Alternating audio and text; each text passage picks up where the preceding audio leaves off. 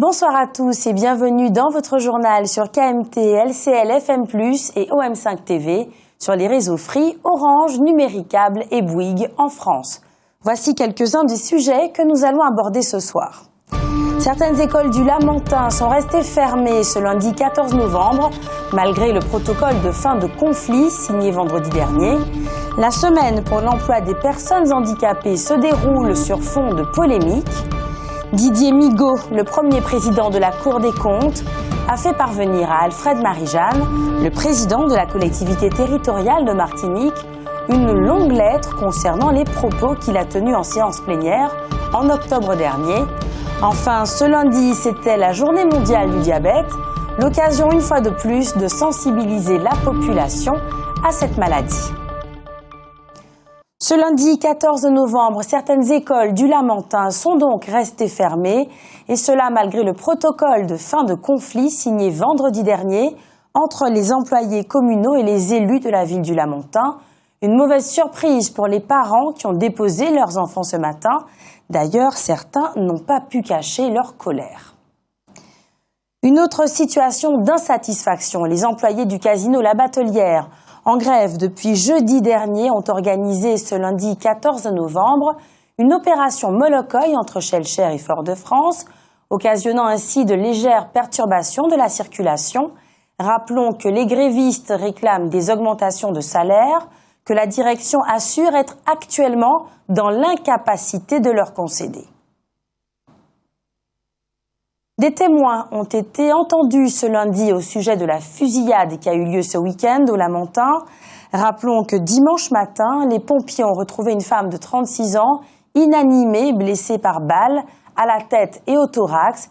Elle est heureusement désormais hors de danger. Alors que se déroule la semaine pour l'emploi des personnes handicapées, l'Association des paralysés de France accuse le gouvernement de se défausser de sa responsabilité en matière d'emploi des personnes en situation de handicap.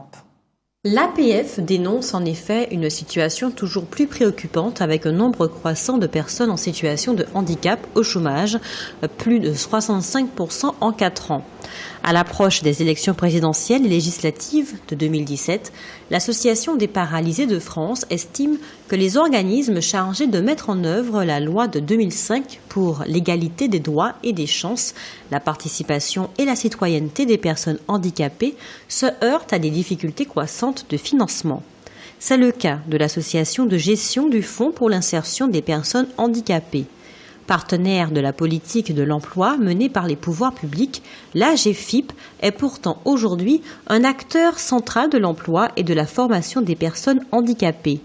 Et il en va de même pour le Fonds pour l'insertion des personnes handicapées dans la fonction publique.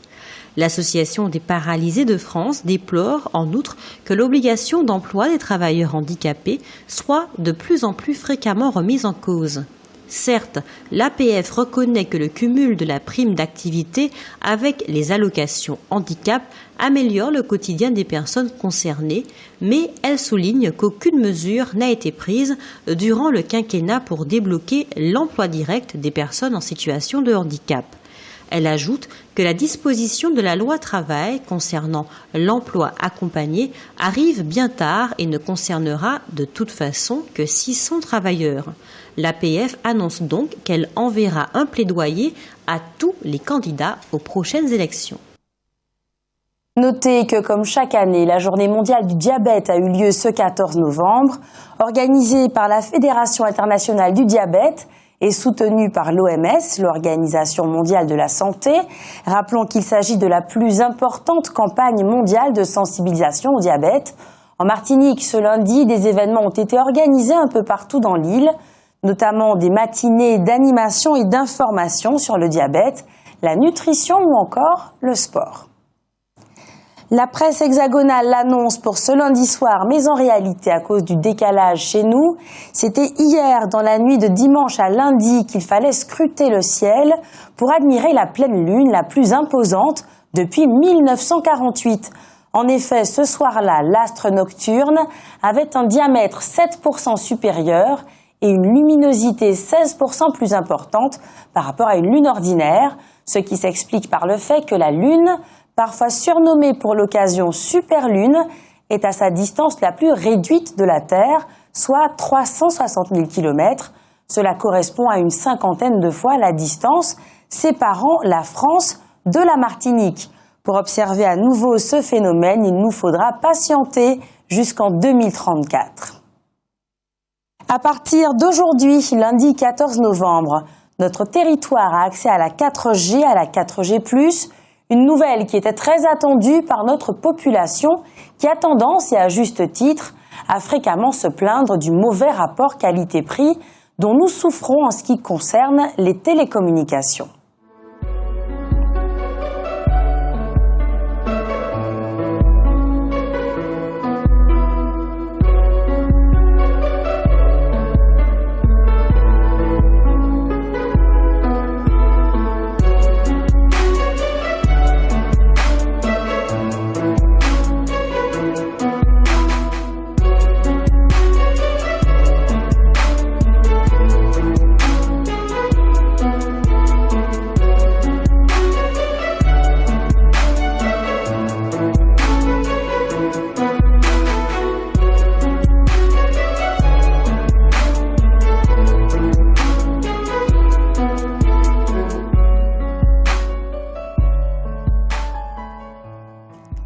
Didier Migaud, le premier président de la Cour des comptes, a fait parvenir à Alfred Marie-Jeanne, le président de la collectivité territoriale de Martinique, une longue lettre où on peut notamment lire ceci.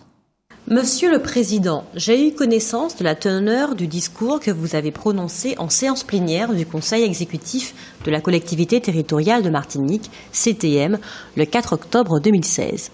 Vous y qualifiez le rapport de la Chambre régionale des comptes CRC de la Martinique de tendancieux et outrancier et de pamphlet dont l'unique but est de nuire à la majorité actuelle.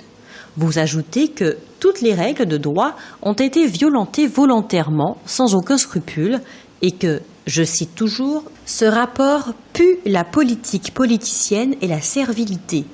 En ma qualité de premier président de la Cour des comptes, président le Conseil supérieur des chambres régionales des comptes, je ne peux pas laisser passer de tels propos sans réagir vigoureusement, tant ils me paraissent inexacts, injustes et pour tout dire, graves. Vous n'apportez d'ailleurs aucun élément tangible venant étayer vos graves accusations. S'il est heureux que le compte de gestion du payeur territorial, qui n'intègre pas les restes à réaliser, coïncide avec le compte administratif de l'ordonnateur, cela ne suffit aucunement à garantir l'exhaustivité de ce dernier, car il doit intégrer en plus les restes à réaliser en dépenses et en recettes soumis à la vérification de la Chambre. À la lumière des contrôles menés, l'avis de la CRC fait ainsi apparaître que le compte administratif présenté par la collectivité comme lourdement déficitaire en 2015 était en réalité excédentaire de 540 000 €. Jetez comme vous le faites l'anathème et le discrédit sur une institution de la République pour la seule raison que les conclusions de ces travaux ne vous satisfont pas est en tout cas particulièrement regrettable en démocratie. Concernant l'élection présidentielle américaine, le Parti progressiste martiniquais a fait parvenir à la presse le communiqué suivant. Ce mercredi 9 novembre, Donald Trump, candidat républicain, a été élu président des États-Unis d'Amérique. Le Parti progressiste martiniquais prend acte de la décision souveraine du peuple américain. Ce choix démocratique marque l'avènement d'une politique centrée autour du populisme. C'est une période et un avenir plein d'inquiétudes qui s'ouvrent au monde. Le PPM appelle à rester unis dans la fraternité et pour la prospérité d'un monde ouvert au dialogue. Et Aline Hanson, la présidente de la collectivité de Saint-Martin, s'est également exprimée suite à l'élection de Donald Trump. Elle a fait parvenir à la presse le communiqué suivant. En remportant l'élection présidentielle américaine, Donald Trump est devenu le président de tous les Américains. C'est un choix démocratique. Je félicite le nouveau président pour sa victoire et je lui souhaite bonne chance dans ses nouvelles fonctions. De par son positionnement géographique, Saint-Martin a toujours eu des relations privilégiées avec l'Amérique. De tout temps, les Saint-Martinois ont entretenu des liens culturels et familiaux avec les États-Unis. De nombreuses familles y sont installées et une partie de notre jeunesse y fait ses études. Nous avons également des liens touristiques forts avec ce pays et nous souhaitons voir se poursuivre ces relations cordiales et fraternelles. Le nouveau président a lui aussi un lien avec Saint-Martin puisqu'il y possède des biens et qu'il doit apprécier les nombreux atouts de notre territoire. C'est un message radicalement différent qu'a adressé Jean-François Bonhomme, le président fondateur du Mouvement pour une politique humaniste, à la presse. Écoutez. Jean-François Bonhomme, le président fondateur du Mouvement pour une politique humaniste, a fait parvenir à la presse le communiqué suivant. L'élection de M. Trump à la présidence des USA est un message d'une ampleur tectonique à l'endroit des démocraties occidentales qui fonctionnent avec les codes datant de la Seconde Guerre mondiale. Cette élection est un coup d'État démocratique contre les élites et le système médiatique qui néglige trop souvent la réalité quotidienne du peuple. Cette réalité, c'est le chômage, la misère du plus grand nombre, la violence liée à la drogue et surtout un sentiment de déclassement social général. La victoire de Trump doit mobiliser les démocrates et humanistes de France sur une politique qui soit moins technocratique, mais plus sensible à la réalité quotidienne des citoyens. Il est urgent de combler la cassure qui s'est creusée au cours des 20 dernières années entre le pays réel, c'est-à-dire les classes populaires, et les élites politiques, financières, administratives et culturelles. Fin de citation. Ces propos de Jean-François Bonhomme prennent encore plus de sens lorsqu'on a connaissance de sondages intitulés « Les Français, la démocratie et ses alternatives ». 57% des personnes interrogées estiment que la démocratie fonctionne mal en France.